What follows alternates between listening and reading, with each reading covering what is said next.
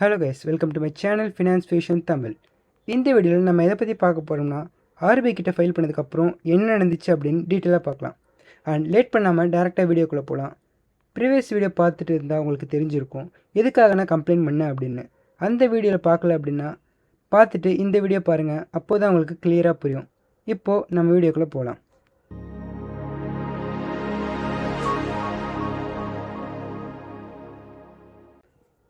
நான் 4th June RBI கிட்ட complaint பண்ணேன். என்கிட்ட இந்த இம்பார்ட்டன்ட் டாக்குமெண்ட்ஸை சப்மிட் பண்ணேன். நான் மொத்தமாக சப்மிட் பண்ணல. அவங்க சில டாக்குமெண்ட்ஸ் கேட்பாங்க. லைக் நீங்கள் பேங்க்குக்கு மெயில் போட்டிங்களா இல்லையா, நீங்கள் மெயில் பண்ணியிருந்தால் அதோட ஸ்க்ரீன்ஷாட் சப்மிட் பண்ணுங்கள். நான் லெவல் 3 மெயில் பண்ணதை போட்டேன். பேங்க் ரெஸ்பான்ஸ் வந்துச்சா இல்லையா, வந்திருந்தால் அதோட ஸ்க்ரீன்ஷாட் சப்மிட் பண்ணுங்கள், அந்த மாதிரி கேட்பாங்க. நானும் பேங்க் சென்ட் பண்ண ஒரு ரெஸ்பான்ஸ் மட்டும் போட்டேன். பிகாஸ் எனக்கு தெரியாது எவ்வளோ டாக்குமெண்ட் சப்மிட் பண்ணணும் அப்படின்னு சொல்லிட்டு. ஆக்சுவலாக இதுதான் நான் பண்ண கம்ப்ளைண்ட். ஸோ நான் 4ஆந்தேதி கம்ப்ளைண்ட் பண்ணியிருக்கேன். அண்ட் என்னோடய டீட்டெயில்ஸ் எல்லாம் போட்டு எதுக்காக அந்த details card issue and maintenance and பின்ன்ற கேட்டகரிக்குள்ளே delay in activation and deactivation of the card, அதாவது என்னோடய மெயின் இஷ்யூன்னா கார்டு லேட்டாக க்ளோஸ் பண்ணியிருக்காங்க. ஸோ இது டீஆக்டிவேஷனில் வரும்.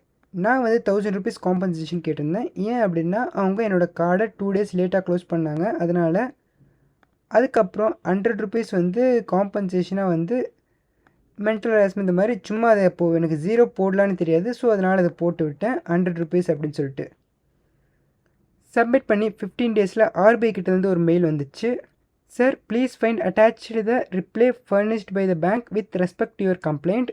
You may offer your comments if any by EOD 23rd June 2024.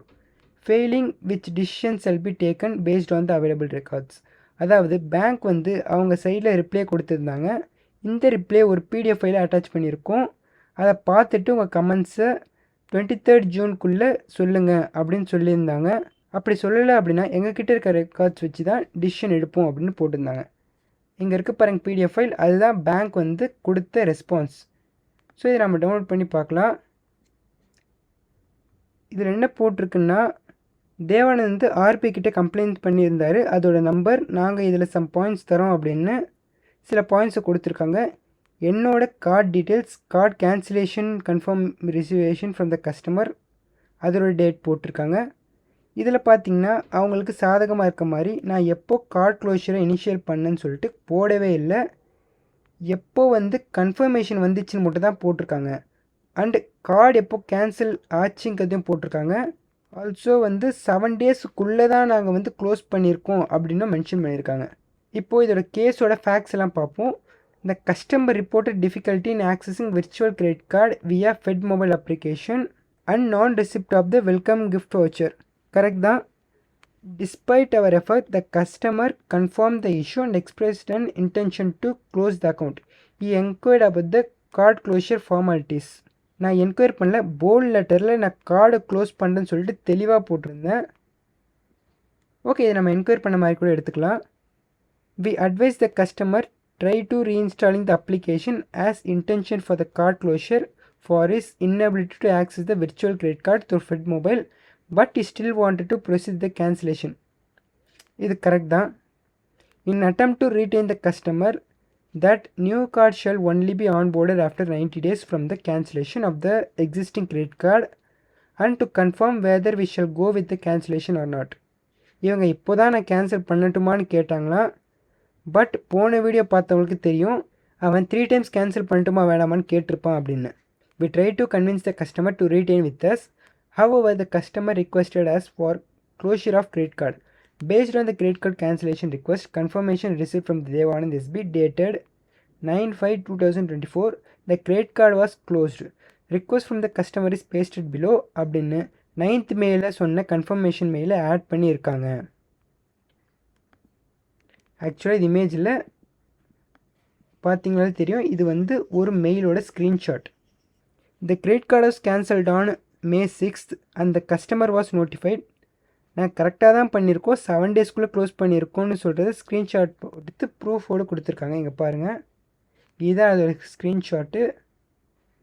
So இதில் பார்த்தீங்கன்னா க்ளோஸ் ஆகியிருக்கு. எப்போன்னா 16th May 2024 ஈவினிங் க்ளோஸ் பண்ணியிருக்காங்க. உங்களுக்கு தெரியும்னு நினைக்கிறேன். Based on the above credit card closure happened within that period and as such we are not in favor of pending compensation to the customer. We request the Honorable Ombudsman to kindly dispose the complaints. Regards ஆஃபீஸரோட போட்டு அவரோட mobile நம்பரும் கொடுத்துருக்காங்க. RBI mail பண்ண same டேட்டில் அவங்களுக்கு reply mail போட்டிருந்தேன். இந்த டேட்டில் இதெல்லாம் நடந்துச்சு, இந்த டைம்லைன் படி இவங்க பண்ணது தப்பு தான் சொல்கிற மாதிரி. நான் வந்து 4th May வந்து க்ளோஷர் ரிக்வெஸ்ட் பண்ணேன், அதுக்கான ஸ்க்ரீன்ஷாட் அட்டாச் பண்ணியிருக்கேன், அதை பாருங்கள் அப்படின்னு. அப்புறம் May 7 வந்து கன்ஃபர்மேஷன் மெயிலும் கொடுத்துருந்தேன், அதுக்கான ஸ்க்ரீன்ஷாட்டும் இப்போ கொடுத்துருக்கேன், அதையும் பாருங்கள். அண்டு செகண்டரி கன்ஃபர்மேஷன் வந்து 9th Mayவும் கொடுத்துருந்தேன். இதை வந்து பேங்க்ஸ் வந்து திரும்ப செஞ்செடுத்தாங்க அப்படின்னும் சொல்லியிருந்தேன். அப்புறம் கார்டு க்ளோஷர் டேட் வந்து 16th May, இது வந்து பேங்க்கே வந்து கொடுத்துருந்தாங்க, அவங்களோட ரெஃபரன்ஸ் தான் பார்த்துக்கோங்க அப்படின்னு சொல்லியிருந்தேன். இதுக்கப்புறம் பேங்க்கோட நோட்டிஃபிகேஷனை ஹைலைட் பண்ணி அந்த ஒர்க்கிங் டேஸ் எப்படி கேல்குலேட் ஆகுது அப்படின்னு சொல்லியிருந்தேன். அதாவது இப்போ வந்து ஆர்பிஐ நோட்டிஃபிகேஷன்ஸை ஹைலைட் பண்ணி இந்த டேட்டில் வந்து க்ளோஸ் ஆகிருக்கணும், அதாவது கார்டு வந்து எப்போ க்ளோஸ் பண்ண சொன்னாங்களோ அந்த டேட்லேருந்து, அதாவது இனிஷியல் டேட்லேருந்து தான் கால்குலேட் ஆகும், கன்ஃபர்மேஷன் டேட்லேருந்து கிடையாது அப்படின்னு தெளிவாக சொல்லியிருந்தேன். இதை நான் வந்து டேஸை வந்து ஒர்க்கிங் டேஸ் எப்படி கால்குலேட் பண்ணேன் அப்படின்னு சொல்லியிருக்கேன். அதாவது இனிஷியல் ரிக்வஸ்ட் டேட் வந்து 4th May 2024 தான். 7 ஒர்க்கிங் டேஸ் அப்படின்னா 13th May வருது. வீக்கெண்ட்ஸ் அண்ட் பப்ளிக் ஹாலிடேஸ் போச்சு அப்படின்னா. ஃபெட்ரல் பேங்க் சொல்லுது வந்து இது நாங்கள் வந்து 16th May தான் க்ளோஸ் பண்ணுன்னு சொல்லிட்டு, அதாவது இது வந்து 7 ஒர்க்கிங் டேஸை மீறி போயிடுச்சு. அதாவது 4th Mayலேருந்து 7 ஒர்க்கிங் டேஸ் தாண்டி தான் இருக்குது. கன்க்ளூஷனில் இங்கே பாருங்கள், என்னோடய எவிடன்ஸ் படி ஃபெட்ரல் பேங்க் தப்பு பண்ணியிருக்காங்க, அவங்க ஆர்பிஐ கைட்லைன்ஸை ஒழுங்காக ஃபாலோ பண்ணல. இதுக்கான எவிடன்ஸை ஸ்க்ரீன்ஷாட்டில் கீழே அட்டாச் பண்ணியிருக்கேன்னு சொல்லி மெயிலை கம்ப்ளீட் பண்ணேன். இந்த ஸ்க்ரீன்ஷாட் என்ன, நான் போன வீடியோவில் காமிச்ச அதே ஸ்க்ரீன்ஷாட் தான் இது. ஆக்சுவலாக பார்த்தீங்கன்னா ஸ்க்ரீன்ஷாட்டு இது மெயிலில் வந்து அட்டாச் ஆகலை. ஆக்சுவலாக இது ஸ்க்ரீன்ஷாட் தான் இங்கே கொடுத்துருக்க பாருங்கள் என்க்ளோஷர்ஸில், இது ஜஸ்ட் ஒரு ஸ்க்ரீன்ஷாட் தான். அப்புறம் கொஞ்சம் நாள் ஆச்சு, ஒருத்தர் கால் பண்ணி நாங்கள் காம்பன்சேஷன் ரிலேட்டடாக கால் பண்ணுறோம், உங்கள் டீட்டெயில்ஸ் தேவைப்படுது, அதை நாங்கள் மெயில் அனுப்பியிருக்கோன்னு சொன்னார். நானும் மெயிலை பார்த்து ரிப்ளை பண்ணேன். ஒரு 2 daysல என்னோட காம்பன்சேஷன் கிரியேட் பண்ணிட்டாங்க. காம்பன்சேஷன் கிரியேட் ஆகி நெக்ஸ்ட் டே காம்பன்சேஷன் கிரியேட் ஆகி இருக்கான்னு சொல்லிட்டு ஆர்பிஐலேருந்து ஒருத்தர் கால் பண்ணாங்க. நாங்கள் ஆர்பிஐலேருந்து பேசுகிறோம், ஃபெட்ரல் பேங்க் வந்து காம்பன்சேஷன் பே பண்ணிட்டோன்னு சொன்னாங்க. வந்துச்சான்னு கேட்டாங்க, நானும் வந்துச்சுன்னு சொன்னேன். அதுக்கு அப்புறம் எவ்வளோ அமௌண்ட் பே பண்ணாங்க அப்படின்னு கேட்டாங்க. நான் வந்து 1000 rupees பே பண்ணாங்கன்னு சொன்னேன். கம்ப்ளைண்ட் க்ளோஸ் பண்ணலாமான்னு கேட்டதுக்கு ஏன் கம்ப்ளைண்ட்டை க்ளோஸ் பண்ணிடுங்க அப்படின்னு சொன்னேன். இங்கே பாருங்கள், ஆர்பிஐ கிட்டேருந்து க்ளோஷர் மெயில் இருந்துச்சு. இதில் என்ன போட்டிருக்குன்னா வந்து please refer to complaint Federal Bank compensation delayed closure request on your credit card. Bank was issued an advisory to pay the compensation for delay in closure for 2 days and the bank replied on 1/11/2024. அதாவது இந்த லேட்டுக்கு காரணம் வந்து RBI கிடையாது, Federal bank தான் late ஆகியிருக்கு. அதுக்கான compensation 1000 rupees வந்து என்னோடய அக்கௌண்ட்டில் போட்டுட்டோம் அப்படின்னு சொல்லிட்டு கொடுத்துருக்காங்க வித் யூடிஆர் நம்பரோட. That's all guys in this video. Thanks for வாட்சிங்.